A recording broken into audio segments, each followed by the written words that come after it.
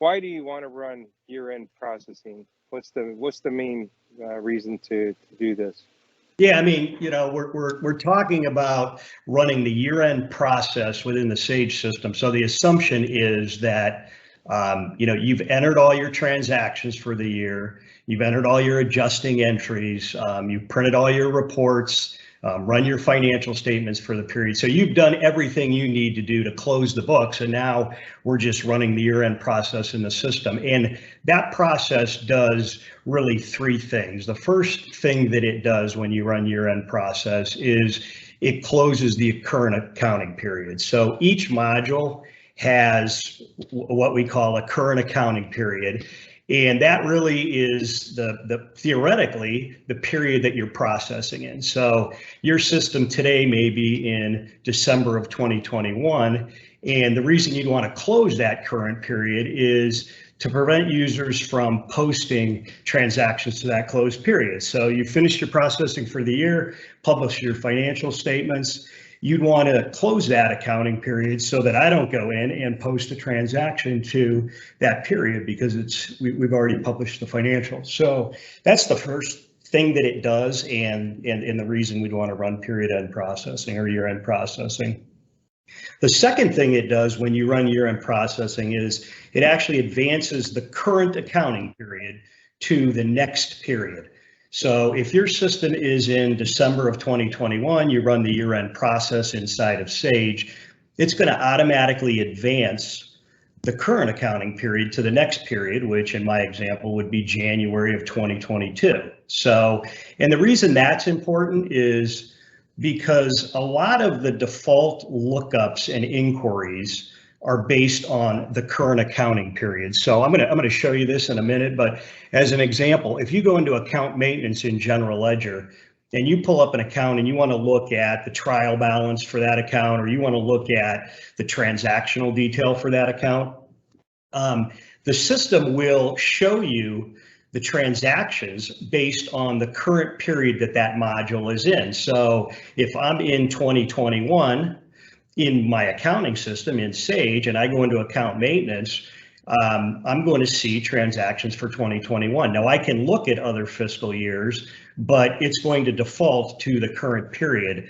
And so really it becomes an issue of like, user efficiency and ease of use, if you will, so that the users don't have to go in and constantly change what period they're looking at. If you keep that current fiscal period current, that the current accounting period current in the system, then the defaults become much more easy, and the system becomes easier to navigate. And then really the third thing that the year-end process does is it does some data purging and cleanup of the data. And that's really based on history retention settings that you set in the system. So I'll show you this as well, but each module has history retention settings. And based on those history retention settings, when you run the year-end process, it will automatically purge that data for you and do some other data cleanups. And so to me, the reason this is important is it's really going to help the performance of the system. I mean, in the old days when hard disk space was expensive, part of the reason that the data purge existed was just to save on disk space, right? So today that's really not as much of an issue, but certainly cleaning up some of that historical data so that the system performs better is valuable. I've worked with customers that have history in their system going back to literally 15 or 20 years, and that can really slow the performance of the system. So when you go to run a report or you go to do a lookup on, inventory transactions is a good example, and you have a lot of history in your system, that can take minutes to generate a report or do a lookup. And so you do want to purge data on a regular basis so that the system performs better. And, there's a process to do that. So what I want to do now is just take you into my demo system. You able to see the screen okay then, Jeremy? I am, yep. Okay, all right. So this is my demo system.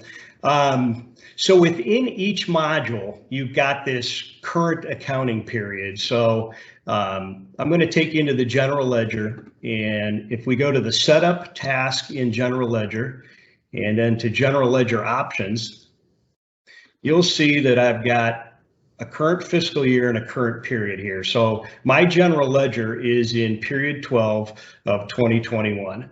That's the current period that the system's processing in. If I go down to accounts receivable, I'm going to go to setup, accounts receivable options, show you really the same thing. Accounts receivable module is in period 12 of 2021. So you're going to have a current period and year in every module. And what that's doing for us then is, because my system is now in period 12 of 2021, if I go into the general ledger module and I'm going to post a journal entry and I try to post this entry into November, it's going to give me that message and it's not going to allow me to post that transaction.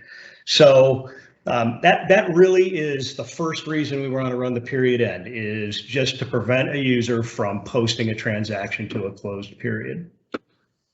The second thing we were talking about was default lookups in the system. If you remember, my general ledger's in December of 2021. So what that means is when I go into account maintenance and I select an account, I want to look at history on that account, transaction detail on that account. I'm going to select this account and I go over to the history tab, or I go to the transactions tab. You're going to see that the default fiscal year is 2021. I can still, as a user, select a different year and look at transaction history, but by default, that screen comes up as 2021. Similarly, if I go into accounts receivable, I'll just go into another screen. I'll go into customer maintenance, pull up a customer, and I'm going to go over to the history tab. You'll see that that defaults to 2021. Still select other years, but the default becomes 2021. If I go to the summary tab, it's defaulting to period 12 of 2021. So, you know, the reason we want to run the year-end process for 2021 when we're done entering all of our transactions is so that that period advances. And so now as a user, when I come into this screen, rather than having to change this every time to look at 2022, it automatically defaults that information for us. Then the third reason that we talked about running year-end process is this idea of purging data. So if I go into the accounts receivable module, I'm going to go back into accounts receivable options. The history retention settings for most modules will have a history tab. So if you go into the options, which is on the setup menu in all of the modules, so every module will have a setup menu, and then the first task on that menu is options, what we call options. That's where we configure the software. So if I go into accounts receivable options, you're going to see I've got a history tab. And this is where we set those history retention settings that I was talking about. So you can see I've got the system set up to retain 99 years of cash receipts history. I'm keeping 2 years of customer history, 2 years of sales person history. So one thing you might want to do before you run a year-end process is, you know, just check those history retention settings to make sure that they're sufficient for how much history you want to maintain in the system. So if you're in the practice of, you know, looking at your sales history information 5 years back, I would want to make sure that that setting is 5 years so that when you run year-end processing, you're not purging data that you would otherwise access through the system. We're going to talk here in a little bit about creating a backup or an archive company. And so, you know, when you run this year-end process, if you do purge information that you didn't need to purge, at least it'll be in the backup company, right? But I would check those history retention settings before you run the year-end process, just to make sure you're retaining the history that you want in the system. So there's a number of different files by module that get purged as part of the year-end process.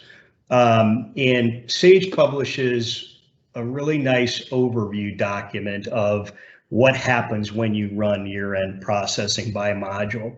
So within the Sage interface, if you go to help, and I'm going to go to help topics, and I'm going to go to index, and then I'm just going to do a search on period end, and you will see a number of documents come up.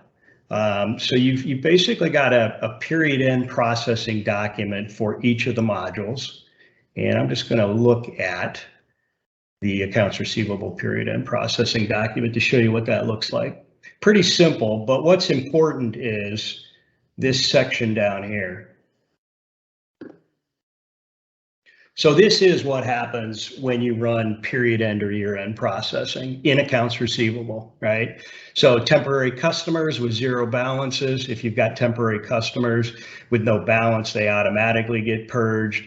My three settings that I showed you, cash receipts, customer sales history, and salesperson sales history, those all get purged based on year-end processing, based on the settings that you have in your system. Open invoices with zero balances are removed from the open invoice file based on another history retention setting in the system. And so it's real nice if you're wondering, okay, when I run this process, what data actually is going to get purged, just to jump in this help system and do a search for the module that you're going to run and take a look at those files that actually get purged, and then you can make a determination of if you need to potentially extend those out at all.